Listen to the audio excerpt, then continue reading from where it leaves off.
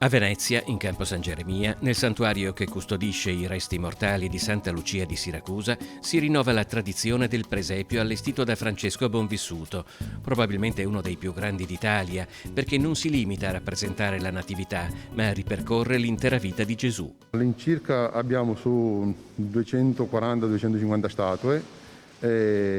Come tempi, diciamo, ho iniziato 16-17 anni fa. Avevo iniziato a fare la Passione. Dalla Passione poi, guardando il film di Gesù di Nazareth di Zeffirelli, ho iniziato a fare dall'Annunciazione fino alla Pentecoste, passando per la Passione e tutti, diciamo, anche i miracoli di Gesù. Un'opera lunga e meticolosa di cui è possibile apprezzare le varie fasi di lavorazione attraverso alcuni campioni in esposizione che testimoniano i diversi passaggi che portano alla composizione della figura finale. Qui abbiamo oltre 60 metri quadri di scene che rappresentano l'intera vita di Gesù e, come si usa dire oggi, in questo sorta di storytelling, di racconto dell'intera storia della vita di Cristo, si ha l'opportunità di rendere le persone più partecipi di questo evento. Il presepio è stato allestito anche l'anno scorso, nonostante le circostanze abbiano fatto sì che solo in pochi l'abbiano potuto apprezzare.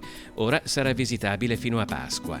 L'assenza di barriere lo rende fruibile anche a persone non vedenti o ipovedenti. Ho tenuto le scene abbastanza avanti per poterle fare toccare, perché loro, mi sono accorto nei tempi, diciamo, che sono passati tantissimi non vedenti o ipovedenti, che loro, toccando una statua, riescono a percepire il viso e capire anche nelle altre scene qual è il personaggio.